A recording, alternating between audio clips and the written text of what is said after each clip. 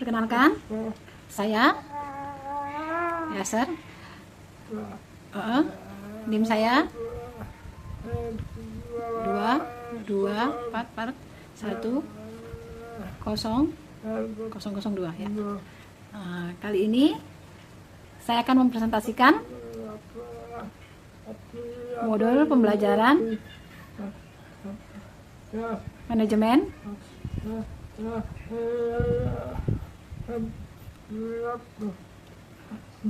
cost management sistem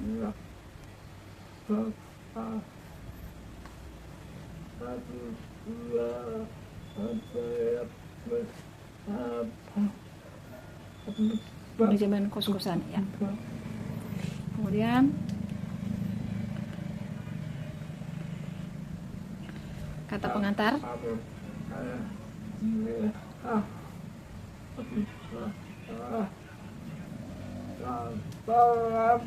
Ya, kata pengantarnya adalah puji syukur panjatkan kehadirat Allah. Nah, lanjut ke ini adalah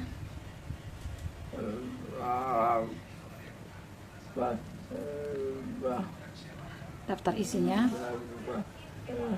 Adapun daftar isinya, ini berupa bab 1 pendahuluan, kemudian ada latar belakang, kemudian ada tujuan pembelajaran, alur kontrol, kemudian percabangan, perulangan, struktur data koleksi dari riset map, kemudian ada manipulasi data. Nah, di bab 3 ada fungsi function, null safety, kemudian arrow macam, kemudian ada null safety, operator null. Nah, kemudian di bab 4 adalah pemrograman berorientasi objek atau OOP, terbagi beberapa bagian, ada kelas objek, konstruktor, enkapsulasi, inherence. Kemudian di bab 5 ada program asynchronous konsepnya, kemudian ada fiturnya, kemudian tag-nya, kemudian ada stream dan 45. Kemudian lanjut di bab 1 ada pendahuluan, kemudian ada latar belakangnya itu adalah awal tahun 2026 kita dikejutkan oleh peristiwa eskalasi geopolitik antara Amerika, Israel, dan Iran yang mana membuat negara-negara itu terdampak secara signifikan. Kenaikan sandang pangan papan menjadi pemicu tingkat kemampuan masyarakat sangat menurun. Di sini kita mengetahui bahwa tempat tinggal merupakan komponen penting dalam kehidupan saat ini. Berbagai pilihan kehidupan orang untuk menjadi salah satu solusi bagi orang yang tidak terdapat di area kantor maupun kampus. Karena pekerja, mahasiswa yang berasal dari luar kampus atau kantor mereka berada butuh hunian yang praktis dan murah. Sistem informasi manajemen kos-kosan merupakan aplikasi yang dirancang untuk membantu polemik kos dalam mengelola data penghuni, mencatat pembayaran bulanan, memantau ketersediaan kamar. Saat ini banyak pemilik kos menggunakan pencatatan manual seperti buku tulis dan spreadsheet yang rentan terhadap kesalahan dan kehilangan. Oleh karena itu, modul ini disusun untuk memberikan pemahaman pembangunan aplikasi manajemen kos. Kemudian yang kedua itu ada tujuan pembelajaran. Tujuan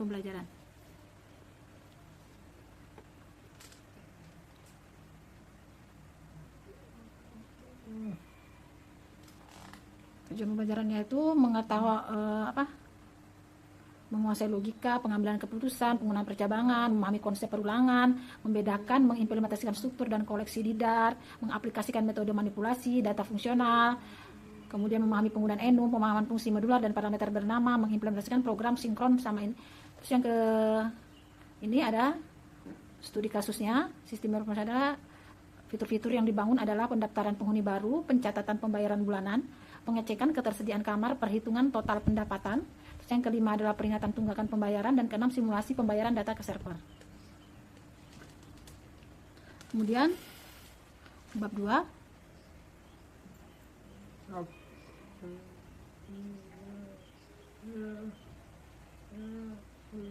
itu adalah alur kontrol dan koreksi data.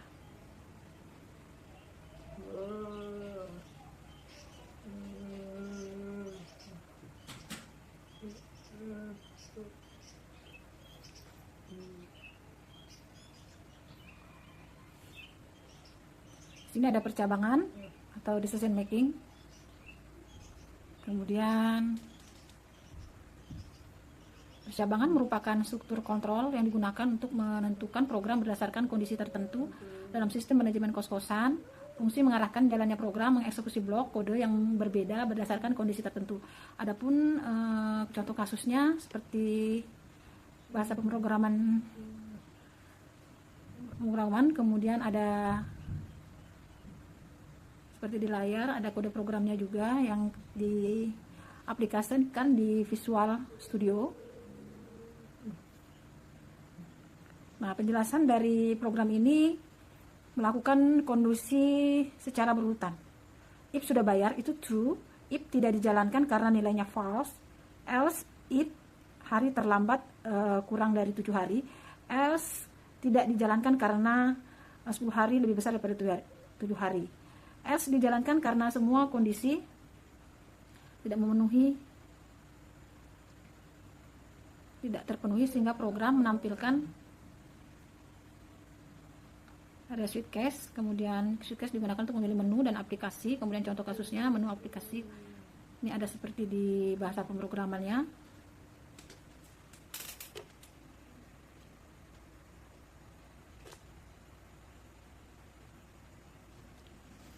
Kemudian ada kode programnya sesuai dengan Visual Studio.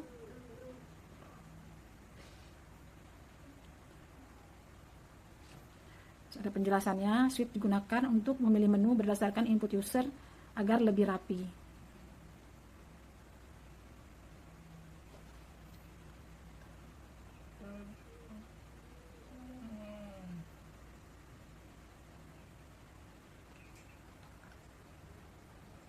Kemudian ada 2.2 itu ada perulangan atau looping. Perulangan digunakan untuk menjalankan kode berulang kali. Contoh kasusnya menampilkan daftar kamar.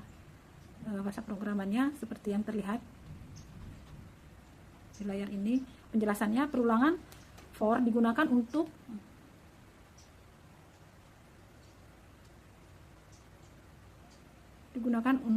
menampilkan daftar kamar dengan jumlah yang sudah diketahui. Sedangkan while digunakan untuk menampilkan jumlah kamar yang tersedia secara dinamis sehingga kondisi tidak terpenuhi. Adapun kode programnya seperti di bahasa pemrogram Visual Studio, bahasa Dart. Outputnya daftar kamar 01, kamar 02, kamar 03, masih tersedia kamar, dan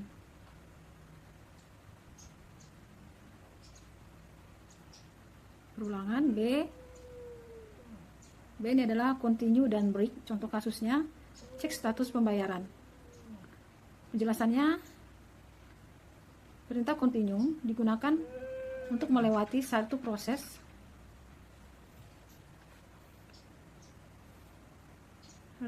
perulangan tanpa menghentikan seluruh program, sedangkan break digunakan untuk menghentikan seluruh perulangan ketika kondisi tertentu terpenuhi. Pada sistem manajemen cost, hal ini berguna untuk mengabaikan penghuni yang sudah membayar dan menghentikan proses ketika ditemukan penghuni yang menunggak. Ini adalah kode programnya.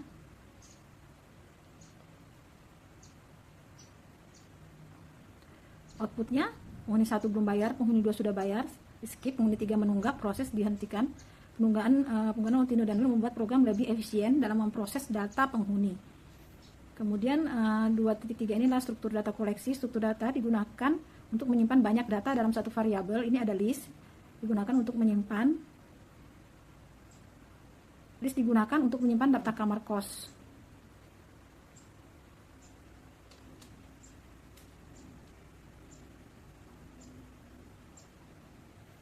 Ini adalah kode programnya di Visual Studio menggunakan bahasa Dart.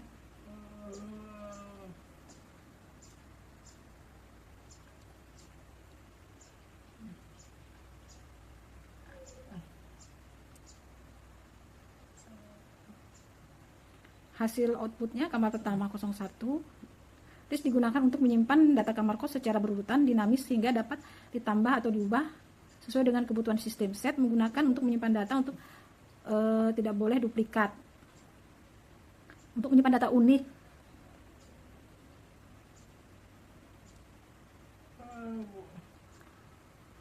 set digunakan untuk menyimpan data yang bersifat unik, tidak boleh ada duplikasi pada sistem manajemen kos.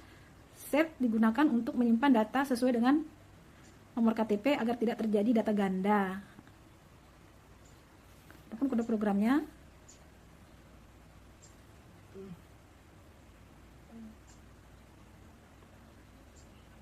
outputnya terinput data KTP dengan nomor KTP-nya.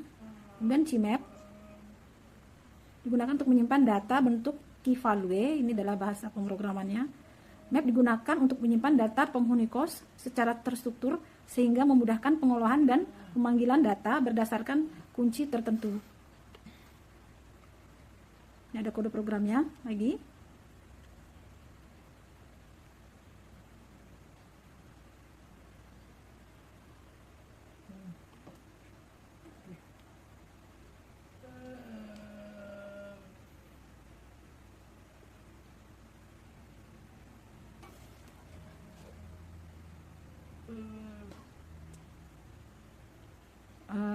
Yang ke 2.4 itu adalah manipulasi data.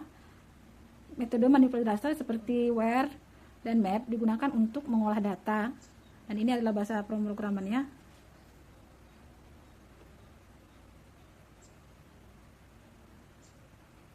Adapun kode programnya,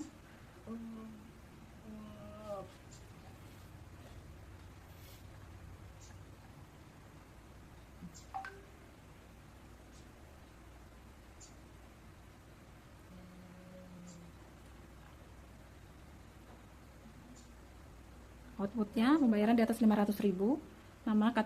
Namanya muncul adalah Andi Budi Citra dalam sistem manajemen kos. Metode ini digunakan untuk menyaring penghuni yang menunggak dan mengubah format data untuk keperluan tampilan aplikasi. Kemudian enum adalah tipe data yang khusus digunakan untuk membatasi nilai agar hanya memilih dan pilihannya yang sudah ditentukan. Ini adalah contoh pemrogramannya, bahasa Dart.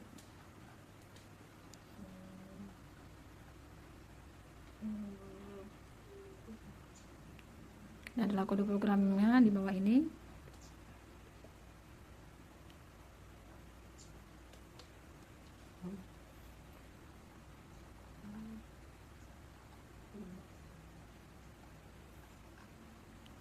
Outputnya kamar tersedia. Enum digunakan untuk membatasi suatu variabel agar lebih aman dan terstruktur.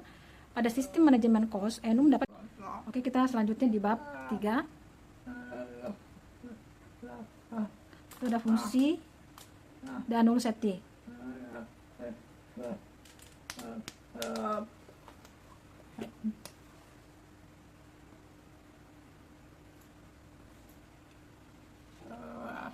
Itu 3.1 itu ada pengenalan fungsi. Pertama itu adalah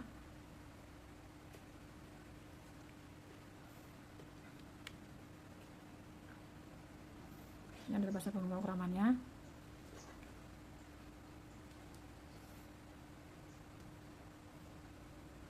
Penjelasan fungsi total bayar digunakan untuk menghitung total biaya per meter adalah sewa dan denda. Itu digunakan untuk mengembalikan hasil perhitungannya. Kemudian ada kode programnya.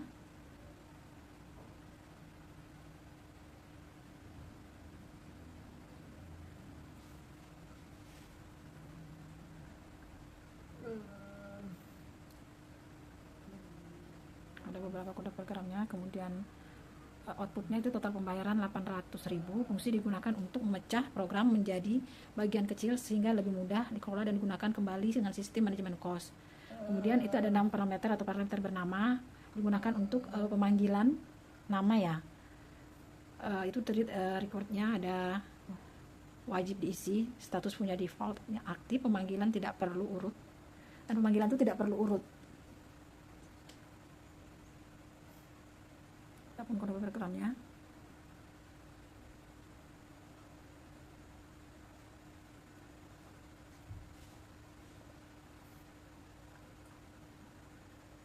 Ya, ini adalah bahasa Dartnya. Outputnya yang muncul itu ada namanya Andi, kemudian kamar 01 statusnya aktif, membuat kode lebih jelas. Kemudian yang raw function. Digunakan untuk fungsi sederhana agar lebih ringkas. Contohnya seperti pemrograman ini untuk mengecek cek tunggakannya, cek penghuni yang memiliki tunggakan. Penjelasannya menggantikan return, digunakan untuk fungsi singkat.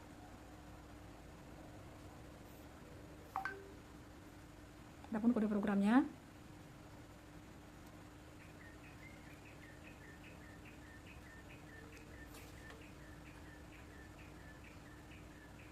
seperti ini yang terlampir. Outputnya penghuni memiliki tunggakan. Terus yang 0 safety. 0 berarti nilai kosong dan memiliki sistem. Nah, kemudian di penjelasan ini string boleh kosong 0 dan tanpa tanda tanya, wajib ada isi. Adapun kode pemrogramannya,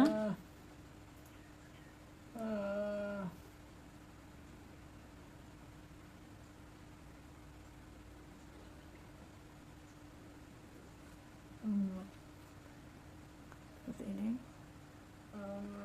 Hasil outputnya itu nama Budi, ada nomor HP-nya. Kemudian yang 3.5 itu adalah operator 0. Ini ada contohnya bahasa pemrogramannya menggunakan Dart. Hasil kode pemrogramannya yang kita implementasikan di Visual Studio dengan bahasa Dart. Ini adalah hasilnya. Outputnya tidak ada catatan. Kemudian null aware, bahasa contohnya itu ada menggunakan string nama, nama, bahasa Dartnya, kemudian ada kode programnya.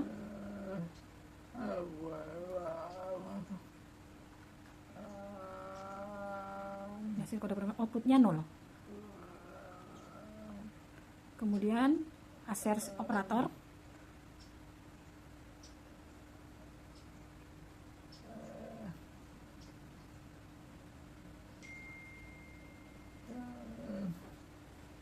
ada kode programnya seperti bahasa. Kita akan lanjut ke bab 4, yaitu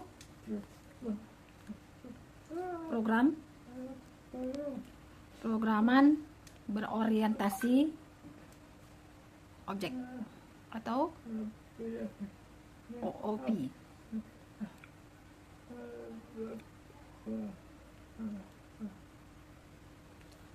Adapun kelas dan objek, tahapan pertamanya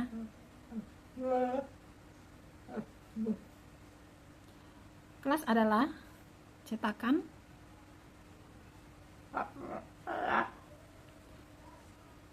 blueprint, sedang objek adalah hasil nyata dari kelas. Adapun contoh kasusnya data penghuni kos, ini adalah bahasa pemrogramannya, bahasa Dartnya. Kemudian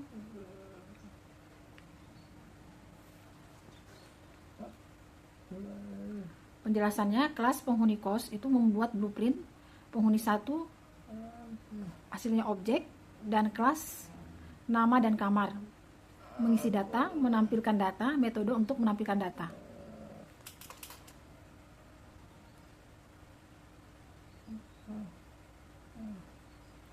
Adapun kode programnya seperti bahasa Dartnya di Visual Studio, outputnya itu kamar, nama, Andi, kamar 01. Kelas digunakan untuk membuat struktur data, sedangkan objek digunakan untuk mempresentasikan data yang dalam sistem kos. Kemudian yang keempat, on konstruktur digunakan untuk mengisi data saat objek dibuat. Contohnya, ini ada contoh pemrogramannya.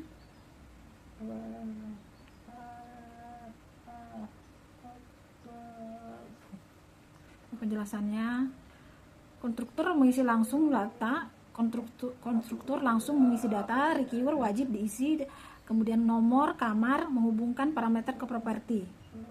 Adapun kode programnya, outputnya kamar BO01,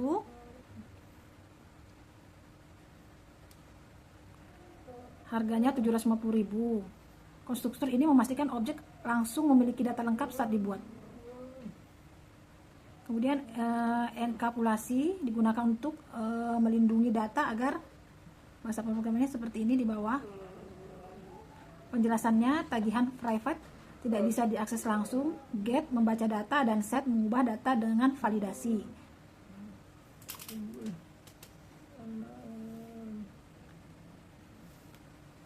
Kemudian kode programnya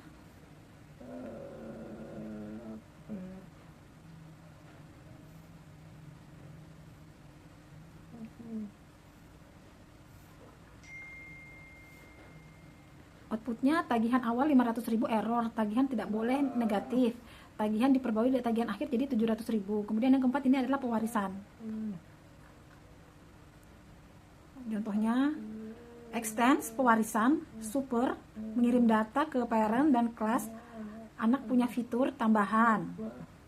Kemudian kode pemrogramannya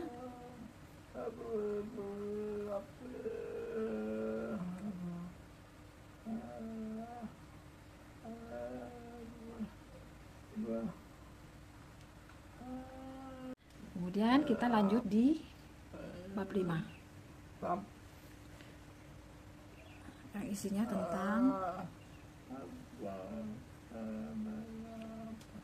pemrograman asinkronus.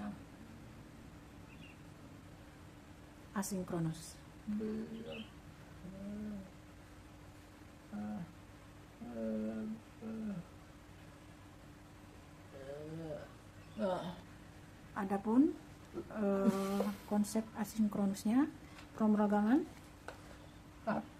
asinkronus adalah metode yang memungkinkan program. Kemudian ada yang kedua, fitur async dan await. Digunakan untuk menangani proses yang membutuhkan waktu.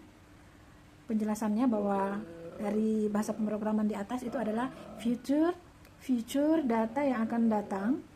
Kemudian async adalah fungsi asinkronus dan await itu menunggu hasil.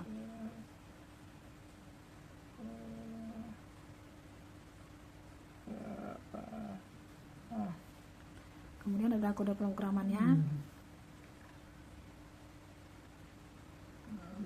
Seperti ini, bisa ada outputnya. Aplikasi dimulai mengambil data kamar kosong selesai. Kemudian ada try catch. Ini ada try catch dan masalah pemrogramannya. Penjelasannya, try mencoba proses, catch menangkap order, dan finally selalu jalankan kode finally selalu dijalankan.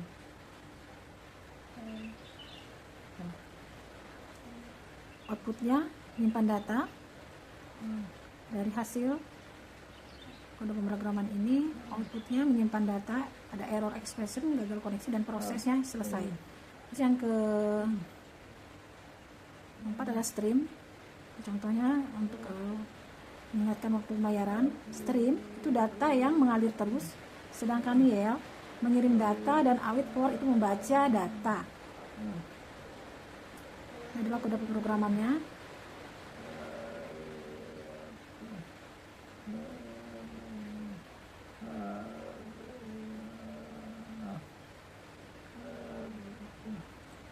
Outputnya pembayaran, pengingat pembayaran, ada sisa waktu. Kemudian bab selanjutnya itu adalah bab 6, itu ada penutup. Kemudian ini ada kesimpulan. Kesimpulannya itu adalah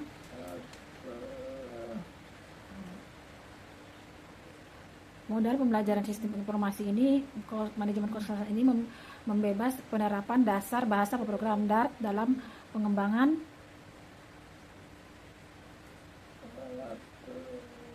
ini ada daftar pustakanya, menggunakan program Dart dari webnya langsung. Kemudian menggunakan modul pembelajaran Bapak Rifari Ibrahim, pertemuan 4, pertemuan 5, pertemuan 6, dan pertemuan 7.